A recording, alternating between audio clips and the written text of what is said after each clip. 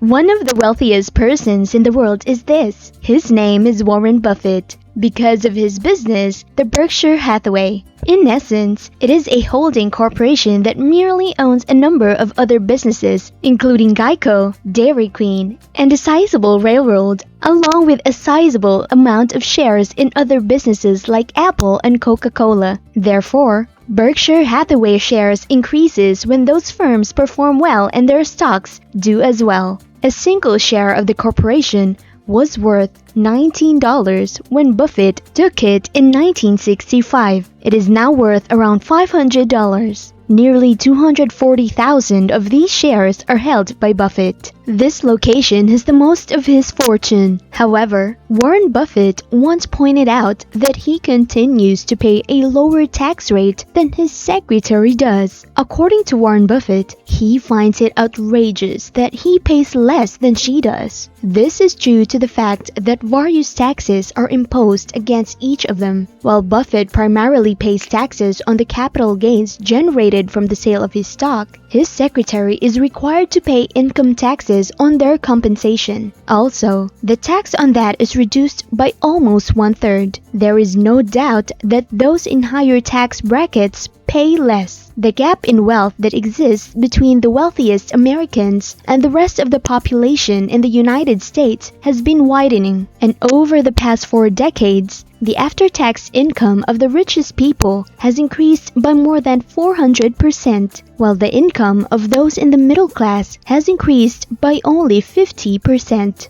The way in which these individuals make money is substantially dissimilar than the way in which these individuals create money. They are also subject to different tax rates. A businessman named Morris said that people who work full-time jobs and make the same amount of money as he do pays a higher percentage of their income in taxes more than he does as well. Morris is formerly employed on Wall Street. He is now retired and makes a living from the proceeds of his several stock market investments. Morris owns stocks in these 3 firms: Berkshire Hathaway, Amazon, and Apple. He is a very typical member of the 1% that is now a millionaire, except for the fact that he uses his wealth to lobby for higher taxes on wealthy individuals like himself and others like him. He also added that his ideal place to live would be in a nation where the majority of its citizens belong to the middle class and are financially able to patronize the stores and restaurants in his community, where the majority of people have regular jobs, which means they receive paychecks and are subject to income tax rates ranging from 10 to 37%. However, individuals like Morris derive a significant portion of their income from assets, most commonly stocks and real estate. These types of investments are subject to taxation and capital gains. However, long-term investments such as stock ownership have a maximum tax rate of only 20%. He recently sold some stock for over $400,000, and the taxes that he had to pay on that were somewhere about $50,000. However, a person with a job who makes $400,000 a year would have to pay a significant amount more in taxes than that of $50,000. Furthermore, the vast majority of his wealth is not even subject to taxation because of the stock that they own. Wealthy individuals such as Morris and Buffett have accumulated enormous fortunes for themselves. However,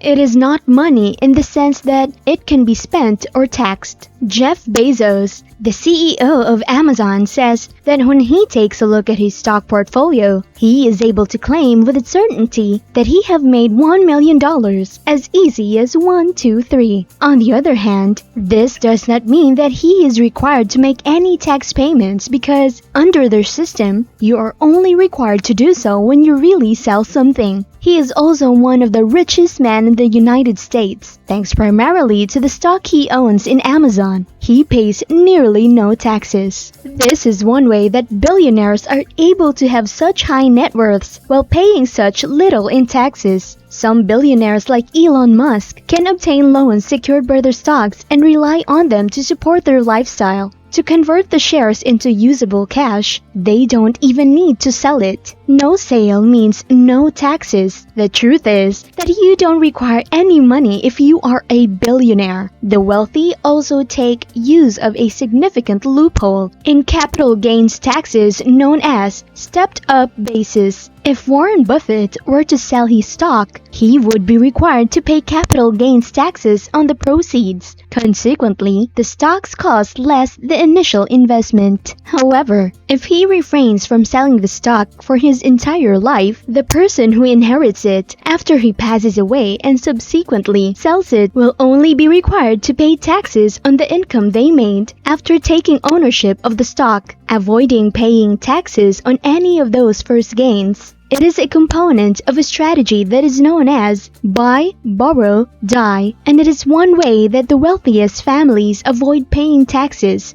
Because of this structure and the fact that the vast majority of taxable capital gains are flowing to the top 1%, lawmakers view increasing the capital gains tax as an easy method to tax wealthy individuals. It has been proposed by President Joe Biden that the stepped-up loophole will be closed and that the maximum tax rate will be raised from 20% to 39.6%, but only for those individuals who earn more than $1 million annually. There is concern that most people would be discouraged from participating in the stock market, or that those who are already millionaires might sell stock as a result. On the other hand, it would result in an increase in tax income from more conservative predictions of $200 billion over 10 years to the equivalent of double that much. It would also indicate that Buffett would pay a tax rate that is now more comparable to that of his secretary. However, this large sum of money that has not yet been realized is not subject to taxation. There are a lot of different approaches that we may take in order to make the system more equitable. We might levy taxes based on one's level of wealth. Gains made on the stock market can be subject to taxation here. The fact that wealthy people don't pay their fair share of taxes bothers the majority of Americans. And while modifying the taxes on capital gains would not be the only solution to the problem, proponents argue that it would be an easy place to begin. Because of our system, those who are already wealthy continue to accumulate more wealth, while those who are not, do not. It is a fact when they said that the rich nowadays keeps getting richer. But if only we value money and our investments, and if used properly, then this should not be a bother. We have come to the end of this video. Please do like and subscribe if you find this helpful, and also share it with your friends. Thank you so much for watching. Until next time.